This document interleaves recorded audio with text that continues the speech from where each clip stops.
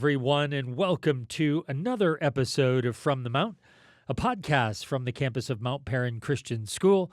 I'm Steve Kyle, your host of From the Mount. Glad to be with you for another episode.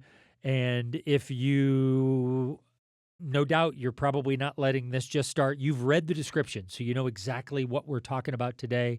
And we have another first-time guest that I am thrilled to have on our podcast. She hasn't been on before, hence the first-time guest title I've given to her. But I've had the privilege over her time being here of having a number of conversations, and honestly was excited to get her on here for her passion for what we're going to talk about and her expertise in this area. And I know that we have many of you listening right now that need to hear what she's going to be talking about. And so I'm excited to have first-time guest Miss Katie Ray Diaz on with us. Katie Ray, welcome. Thank you so much. I'm really excited to be on your podcast. Honestly, well, I mean, I'd like to think it's my podcast, but it belongs to Mount Perrin, I guess. Yes. But I was kidding. So I'm honestly glad to have you on. This has been a few weeks maybe months in the planning. We talked about this, and for full disclosure, we're of course a school. And I don't know when people are listening to this, but while we're recording, this is your very first year here at Mount Perrin. And so now somebody might be listening to this a long time ago, but you were hired as Director of Support Services as your official title. Sounds fancy, but anybody that knows support services knows there's a lot involved in that. So I want people to know who you are. So talk two things. One, personally, I want you to share a little bit about yourself, whatever you're willing to share. And then when someone hears Director of Support Services, what does that mean? Like, what will be your role here? What does that encompass? Because I think it speaks to our discussion today on the 4 Tions of education we're going to talk about. So let's meet Katie Ray Diaz. Thanks so much. First of all, I am married to the love of my life, Mark Diaz. He is a football coach and geometry teacher at Fellowship Christian School in Roswell. And I used to work there as well, but prior to our really recent stint into private education, we were both public school educators for many, many years. I worked for Fulton County for almost 17 years and served as a middle school teacher, a kindergarten special needs teacher. Oh, wow. Yeah. And worked in district office for several years as the coordinator of intervention services, all of Fulton County schools. So that's a little of my professional background. Prior to all of that, actually, education is my second career. I was a professionally trained ballerina. Oh, wow. My undergraduate degree is actually in dance education and performance, and I had a children's dance company down at Claremont Presbyterian Church in Decatur for 6 years. Mm-hmm. So that is a wide scope of various involvements, from professional dance to dance company to now kindergarten, special ed, middle school. What'd you teach in middle school?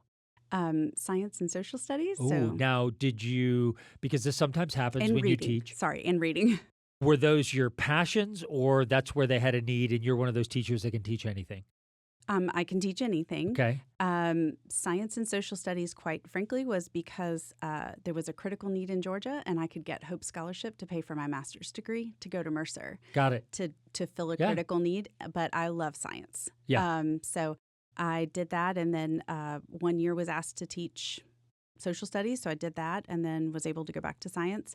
But then when my youngest son was diagnosed with dyslexia, finally, I just had a huge passion for reading education, and so that's when I became a reading specialist and started the first ever middle school intervention reading program in Fulton County schools.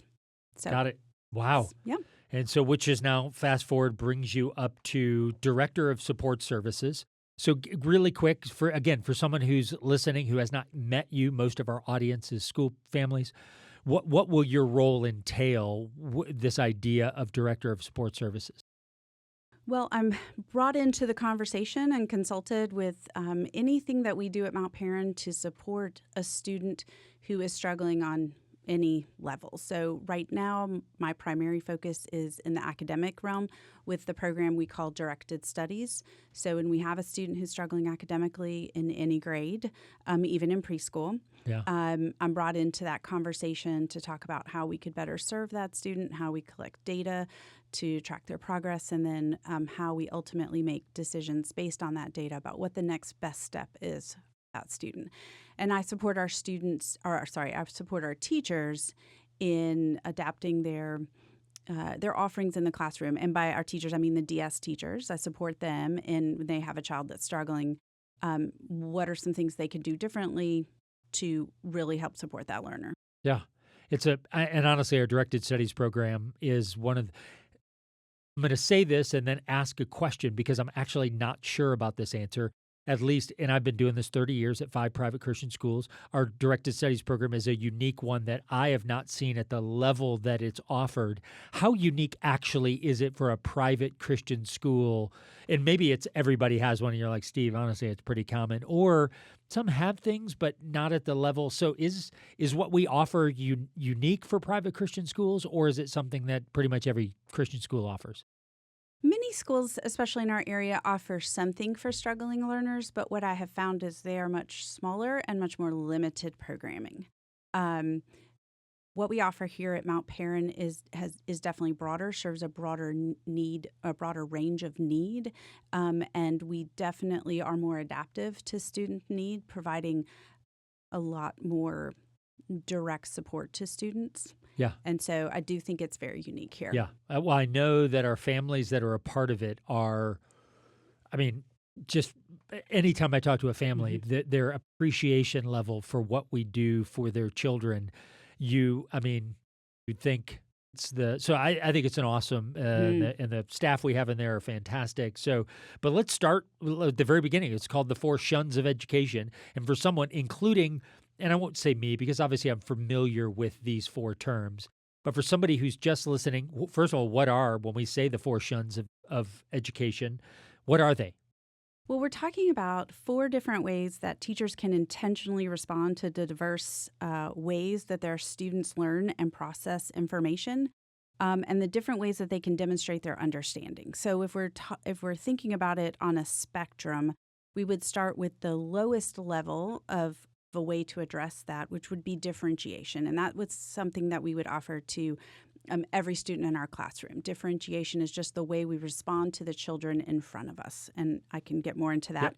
And then the next level of meeting need would be an intervention, and that is a targeted educational strategy that we would use to target a specific academic gap. So, for instance, if you have a student who's struggling with their math facts, we would do a targeted intervention for that. We would expect to see progress over a certain amount of time, and then they could step right back into that Tier 1 education with that gap filled. So think of it like a pothole in the road, and we want to fill that. Got it. Accommodation, the way that we meet a student where they are, so that would be the 3rd level on the continuum from left to right, from lowest to highest. And accommodation is when we adjust how a student accesses learning. So we give them extended time on tests, or way to present an information. They can access a book in an audible format versus a reading format. So those are an accommodation.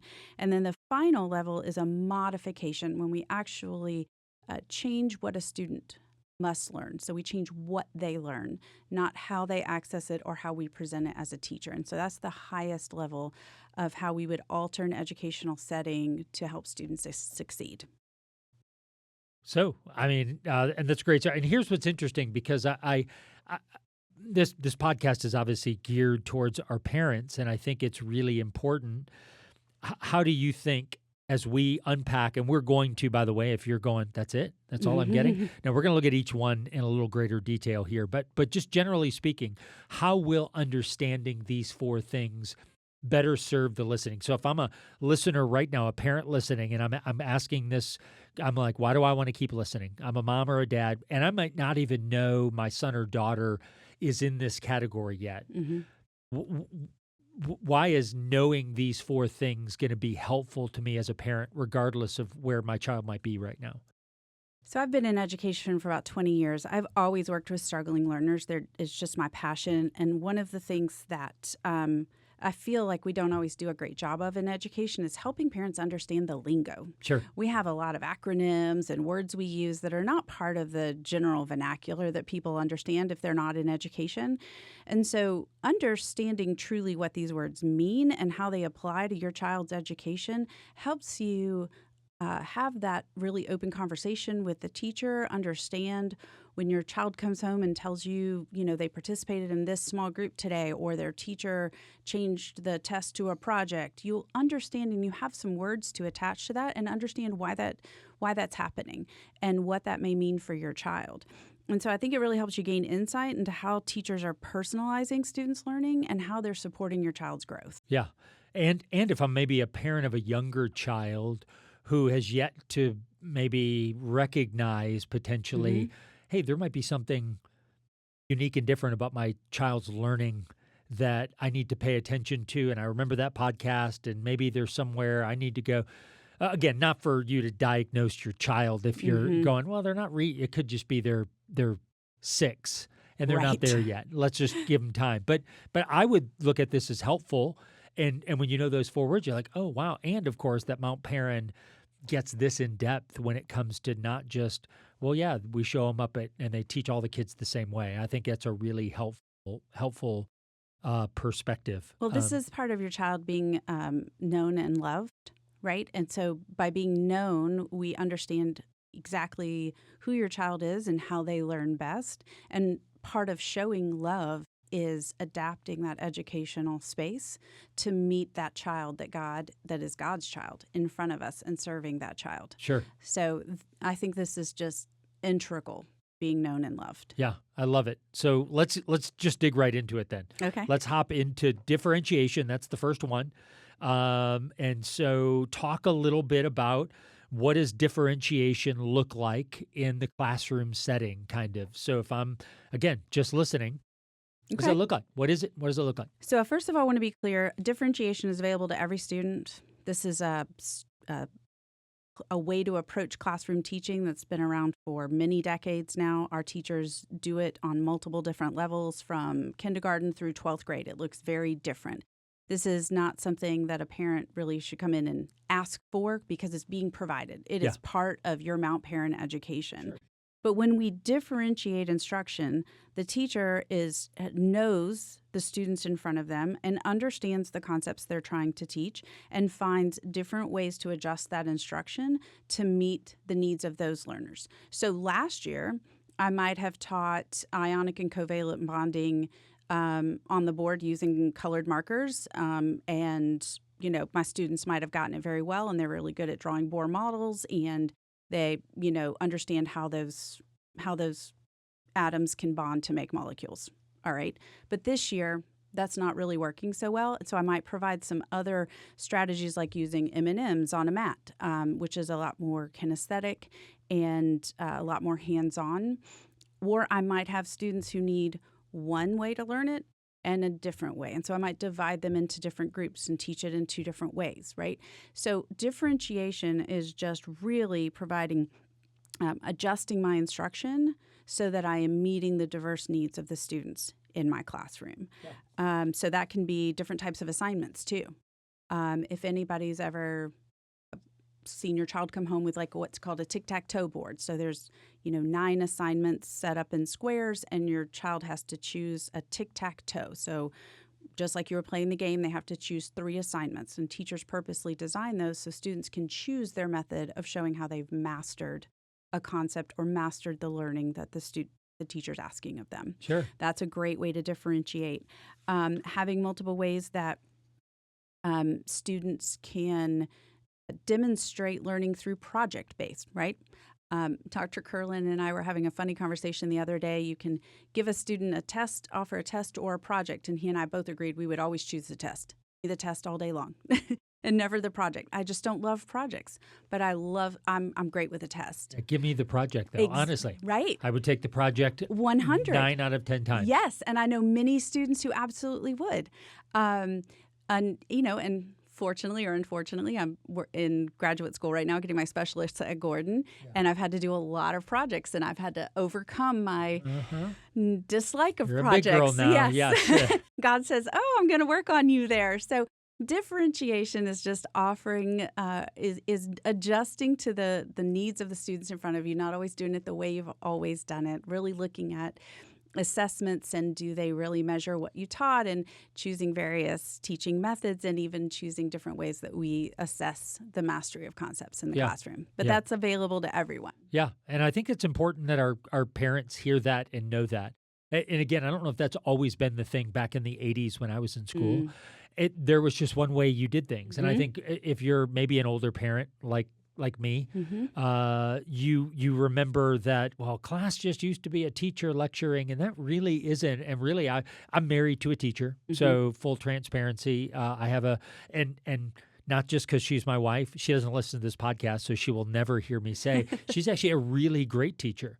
But I also know she's kind of mastered I perspective of doing this idea that, hey, every year it's new learners, it's understanding and getting to know each student, and knowing that in my class I might have 3 students who are kinesthetic learners, 3 that are auditory, 5 that are visual, some that do a little bit of both. And how am I adjusting my teaching to meet the needs of as many of my students as often as I can? Now let's be clear about that. We do have a preferred learning method, but we're all able to learn in all methods. Yeah. So, right? So just because your child's a kinesthetic learner doesn't mean that's the only way they can learn. Yeah, and it's also very important for us as educators to stretch students in their learning modality that they're not most comfortable in, because then that makes them very adaptive learners to multiple situations. Yeah. So it is very important that if teaching is delivered in a method that maybe your child's not the best at, it's okay. Encourage that and help them adapt to that learning model.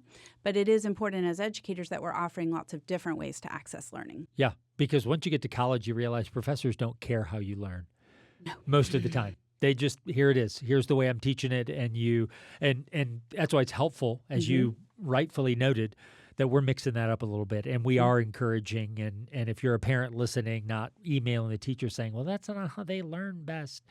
We don't mind the input, mom and dad, but And so let's just really quick before we move on to the next one.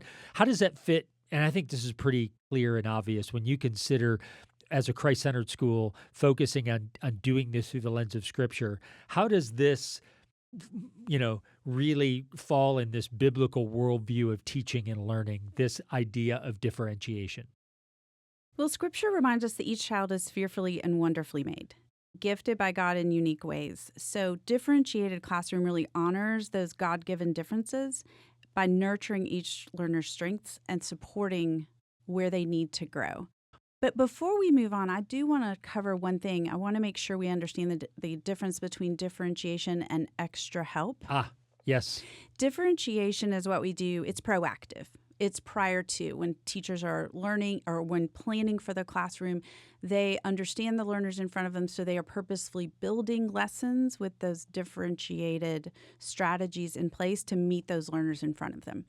Extra help comes after the fact when a student is not really understanding the concept. And so now we're coming in for what we call either remediation or we're coming in with some extra strategies to help them master that content or that we're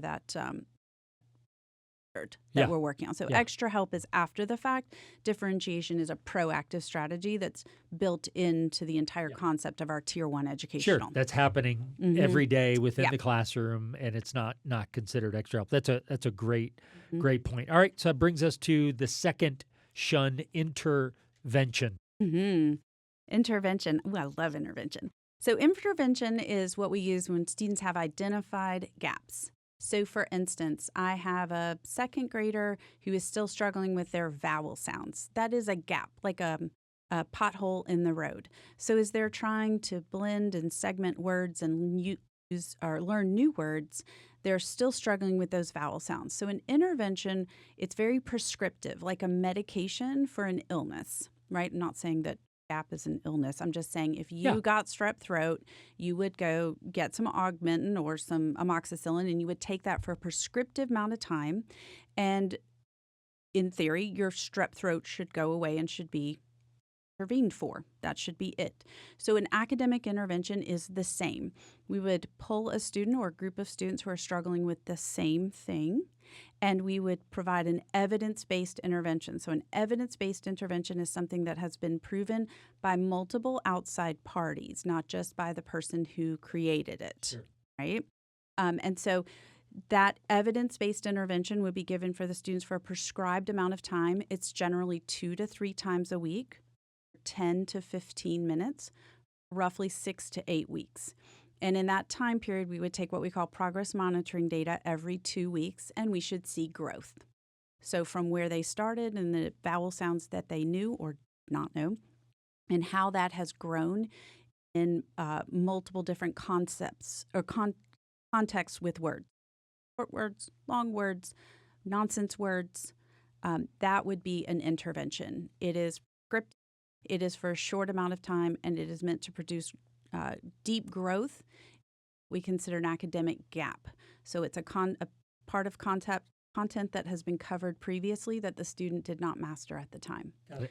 Math facts are another one. Yep. And so, and really a parent who says, oh, well, there's going to be an intervention, understands, hey, this isn't something that you're going to need for the rest of your educational process. This is just a short-term, and I think that's what, again, when I was growing up, we didn't have. Now, I did, when I was in the 4th grade, have a lisp.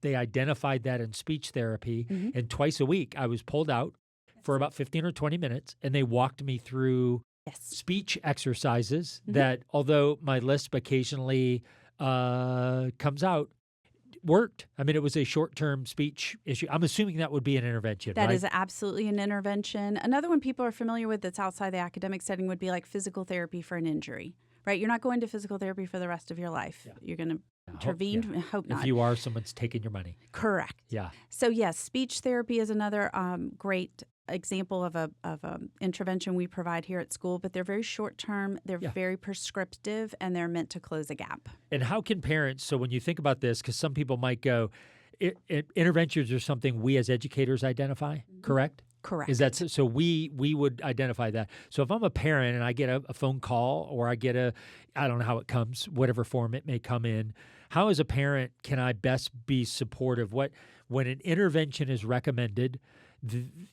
some parents can get defensive. No, not my child. No, they can. I would imagine some might look at that as how would you recommend or a parent might be the most supportive when an intervention is recommended for their child? If I'm a listening parent, how can I be the most supportive parent? Say absolutely yes, please, and thank you, because that recommendation is there to support and grow their child so their child's not frustrated in the classroom, so that they're not struggling with writing or with more complex math processing, so that they feel more successful and are able to demonstrate that success in that Tier 1 classroom. It is meant only for support to close that gap quickly before it grows bigger. If you can imagine, if you're struggling with vowel sounds, that's only going to get more complicated the older a student gets and the more complex text that they interact with.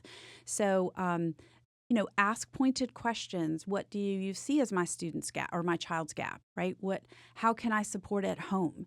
If during, like right now we're in conferences, if a student says to a parent, hey, it might be really great if you reviewed the 3s and 7 multiplication facts with your child at home because they're really struggling with those and it's holding them back in other areas of math, please do that.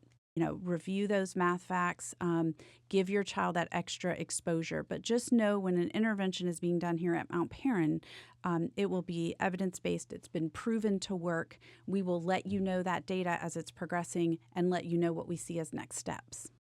And so, and listen, Mom, there's nothing wrong with your child. None. When an intervention Nothing. happens, it's not Mount Perrin or anybody saying, there's something wrong. Gaps happen. I mean, that's part of the journey that God has put us on. We all have them at some point. Yes. And intervention is certainly necessary. Are we ready for shun number 3? We are ready. All right, let's go to shun number 3, accommodation. Accommodation. So accommodation is those vary depending on a student need, and this is when we need to change how a student learns or demonstrates what they know without changing what they are expected to learn. So we're changing the way they access the information. And these are specific to specific students. So whereas differentiation might have adjusted our whole class presentation of concepts, an accommodation would affect only specific students identified through what we call a full psychoeducational evaluation, so full evaluation done by a psychologist, and that psychologist would identify specific accommodations that help that student demonstrate exactly what they know and understand. So to give you some good examples. Real quick though, can yeah. I ask I just want to ask from a specificity, because you mentioned it. You said these come, am I safe to assume they only come after a professional psychoeducational evaluation? In other words, a parent can't come or a teacher can't come and go, hey, my child needs blank, blank, and blank. And you're like, well, it doesn't work that way. So at Mount Perrin, is one of those required in order for that to take place? Yes, absolutely. We have to have the evaluation before we'll offer these classroom accommodations, because we need all of the data from the detailed educational testings that they'll give the child to understand. Because what we don't want to do is we don't want to limit a child, right? So we don't want to say, oh, you're really struggling to read, so here you only have to listen to texts. We want to make sure that we are adequately challenging the child so that they can grow and learn every year, right? But if we are having a big struggle with reading, say like dyslexia, we want to offer them other ways that they can access the text while those needs are being mediated. Got it. That makes sense? Well, it does. And I think it's an important one, because I don't, if you're listening going, ooh, well, I've noticed this, like it's one of those, don't call up and go, hey, I want my child to have some of those, accommodations we talked about, as opposed to, yeah, they're really important and necessary. But and we would have, if you're noticing those, we probably have noticed them as well. Sure. And so we will be stepping into that intervention space or providing some other things, from a differentiation standpoint in the classroom. Then if we're not seeing the growth, that's when an educator would have that pointed conversation with a parent and say, look, here's all that we've done. We may need you to, would you consider seeing someone to see if we can get some more information? Got it. And examples of that, I mean, do you have, were you going to share, like, yeah, and you already did. So an example, give me another example of an accommodate more time on tests. Yes. So when we have students with processing differences, they just take a little longer to process that information. So we would put in the accommodation of extended time. Got it. So given that 50% extended time, they can truly show us everything that they know. Got it. So that's a great one. Guided notes or a visual aid that they might need. Again, those can also be used from a differentiation standpoint within the classroom. Sure. So they kind of can go back and forth. Extended time is a great example, or a small group space, a small group setting for an accommodation. They also, currently in our directed study learning lab classes, we are working on calendaring, monthly calendars that are color-coded by class. So math is always red, science is always green, lit is blue. And by doing that, students can really chunk the work they need to do each day, and it's not so overwhelming when everything's in one color. So that color coding and teaching to color code notes, or even using some type of assistive technology, so like speech to text, or on text to hearing, so they can listen to a book on Audible as well as reading it at the same time. I always recommend that we don't just listen to books, that we're also reading and following along. And honestly, my youngest son is dyslexic, and he still uses that in college. He listens to all of his college texts on Audible while he also reads and studies and takes notes. Yeah, and I I would advise doing what the son of a expert does. I mean, it just sounds like you should do that. I don't know. And then, of course, obviously from a Christian perspective, because now you're getting into a place that sometimes for parents feels like is something wrong in this. You know what I mean? Like, my child has some sort of disability, some learning disability. That's certainly not our perspective, but somebody might feel that way. But what makes being a part of a Christian community? What's our approach when you consider this from, especially as it relates to an accommodation where somebody's like, oh, wow, like extra time means that they have some their processing issue is something wrong. How is being in this kind of Christ-centered environment, how does it help speak and encourage it to a parent potentially in the way we even approach this? So I like the phrase to lower the barriers and not the bar. The bar of what I expect a child to achieve, still up here. Can't see my hand, but Yeah. still up here. But we may need, some students can jump that high. Some students can scramble up the wall. Some students need a ladder. And so we're lowering the barriers to reach that bar by giving various accommodations to scaffold their ability to get there. Yeah. But as a child grows and learns and develops new skills, particularly through our DS program where we're teaching those skills to them and how to really study for a test and what works well for you. Just staring at the vocabulary on the page is not going to help you process it faster. But when we make note cards with it and we arrange them visually and you learn those strategies, you can access that vocabulary from a place of long-term memory much better than from short-term memory. So we really teach students how their brains work. And when you do that, that helps to close that gap. So no, there's nothing wrong with them. And in fact, I love the verse from Isaiah. But now, O Lord, you are our Father. We are the clay and you are the potter. We are all the work of your hand. God has great purposes for every person in this community and every person. And we're built and designed the way that we are very purposefully because we all have different purposes in this world. And so the work of education isn't to force every square peg into the round hole. It's to help the square pegs understand how they find the place in all the different spaces, right? Yeah. And how do you know how your brain works and how to access that information and then how to express your mastery of that information in the best way for you possible. Yeah. So I love that visual of the bar, the wall, you're not lowering it. You're just no. And which I love that. I hadn't thought about that. And another try, maybe it'll be another podcast because we have a bunch I think you and I are going to be doing in the future. But I'll tell my story about growing up again in the 80s and early 90s when this wasn't even really a discussion. I was never officially diagnosed with anything, but certainly what was interesting, the teachers I had that recognized that, and not only did they recognize it, but gave me other opportunities without any professional diagnosis to master, to make adjustments and accommodations. And what's even interesting is what fostered some of the love for where I am even today goes all the way back to this understanding. And that's what's beautiful about here, known and loved. We understand the way you're uniquely made and created, that not only is there nothing wrong with you, but boy, God has made you in this powerful way for a purpose. And this accommodation is part of us helping to discover that in a unique way. And my accommodations at the time were way different than while everybody else was reading books.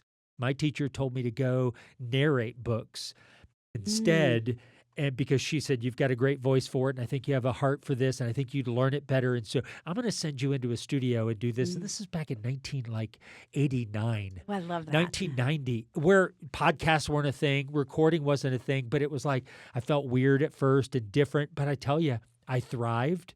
I developed a love for something. And not only did it not put me behind or take me out of any advantage, it was just a unique way for me to learn it. It was a neat, beautiful thing. And I went to a big public school in the Detroit area, so it wasn't like it was a Christian school. So, well, if I can offer some encouragement, like I've said a couple of times, my youngest son is dyslexic. And in the third grade, I had advocated for this child for many years, and we just weren't getting anywhere in the public space. And, multiple things were said to me about, oh, he's just a boy or he'll eventually mature. But come third grade, he could not read or write. Like, could not read or write. He did not understand.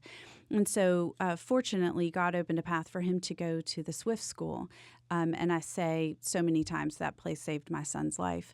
And then from there, he went to fellowship because they had a smaller program where he thrived in that space. And he is now in college, and slowly throughout his, 12th grade and under career, we slowly pulled back some of these accommodations until we were only down to extended time as needed and only really on writing assignments. And now he's in college, has all of these tools in his tool belt to help him access the learning and uses none of his accommodations. Yeah.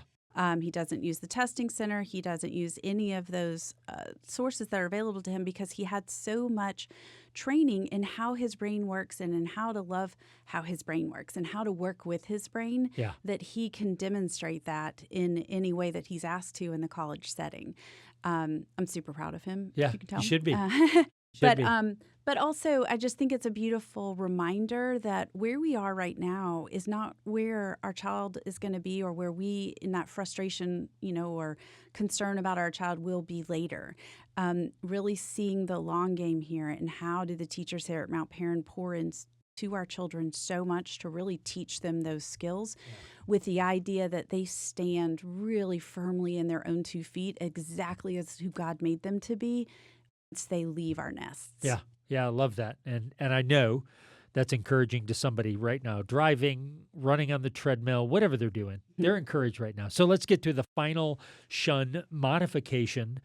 So what is this? What is this, and how is it different than the accommodation? Because we've been building here. Yes. So unpack that.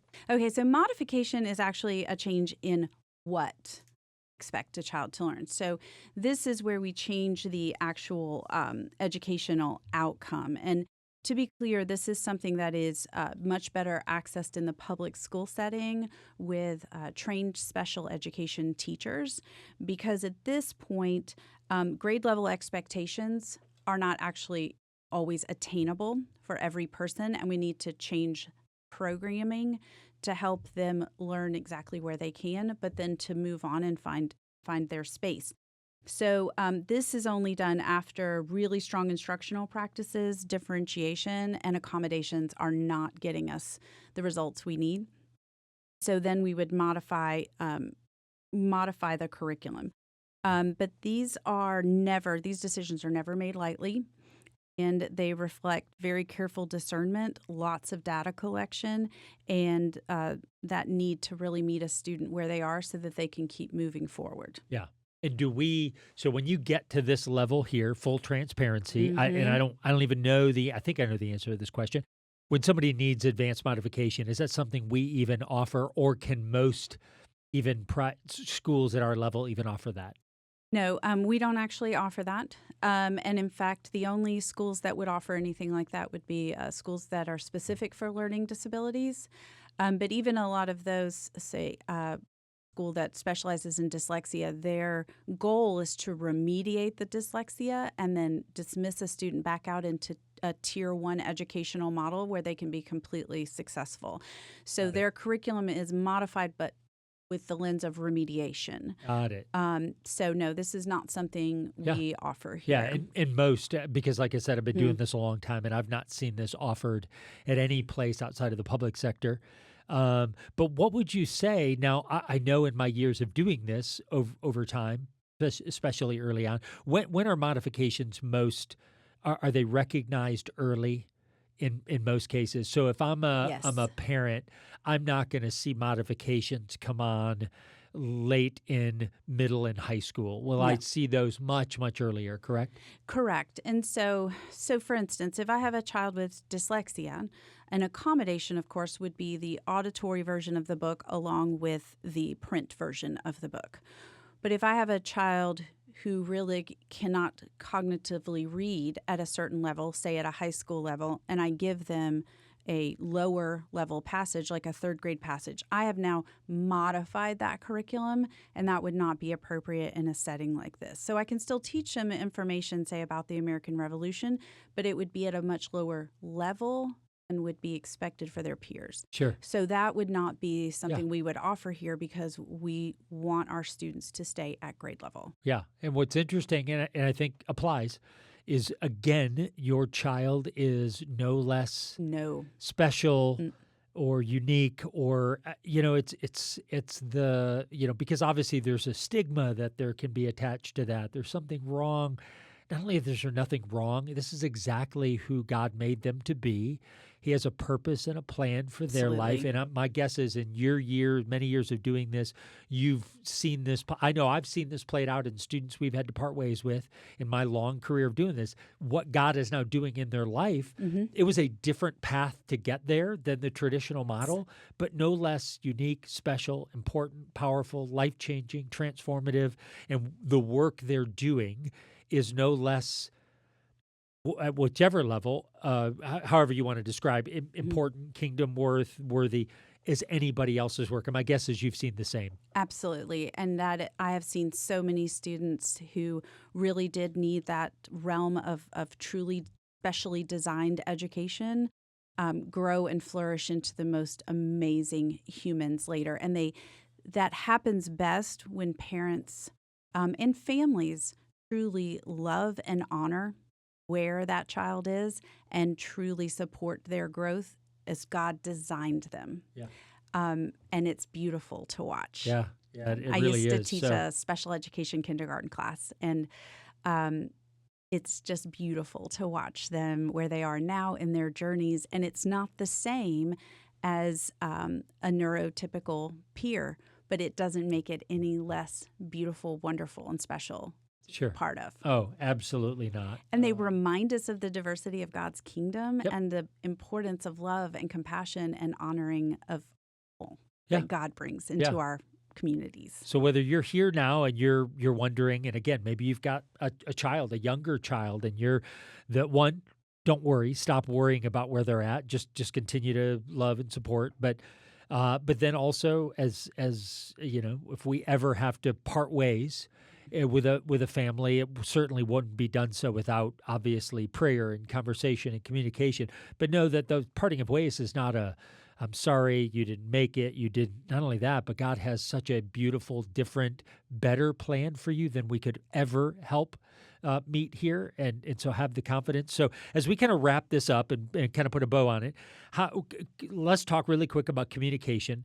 Why, or maybe is the importance of parents, teachers, educators, everybody communicating well with each other. Talk about how, if I'm listening as a parent, what are ways that I can be generally supportive overall when it comes to this subject, whether I have a child that's needing accommodations or modifications or communication, support, all that kind of stuff. What would you say to the parents, whether they're on this journey or not, about this whole subject? Well, I would first of all say educate yourself. We've providing here in this podcast. This is a great start. If you have questions, reach out to your child's teacher. Ask for that open dialogue. Understand what next steps might be, but also honor and trust your classroom teacher for the data that they're providing with you and what they see are the growths and are strengths and areas of growth for your child. And then genuinely ask, how can I support this at home? And just continue that open dialogue. And of course, if there are deeper questions, I am happy to be available to talk to parents or walk them through that process and see where we can go next. That's what I was brought in to do, was to, vertically align this entire program from preschool to 12th grade. And so I'm here to walk with you for that whole journey. Yeah. And there'll be lots of resources, whether it's on our school's website. I know you're going to be building a robust place where parents can go to get the resources they need. We already have some other podcasts planned, if this is the first one you're listening to, that are going to talk a lot about and hopefully not only educate, but encourage and provide some tips and resources and things that can help move forward. And so anything else, any other last comments you want before we signed up. This has been great, honestly. It's Thank been you. awesome, very helpful, I think, in doing this. So, but I know this. It's so cool to be a part of a community like Mount Perrin. Yes. That our kids are more than just students in a classroom, names on a roster, numbers in a book, but they're image bearers of God, Yes. uniquely created. And I know that your job here is to help all of those image bearers flourish completely. Absolutely. So- and I am honored to be here and Yeah. serve in that capacity. Awesome. Well, I am so thankful to have Katie Ray Diaz on our podcast today, and thankful to you all for listening to another episode of From the Mount.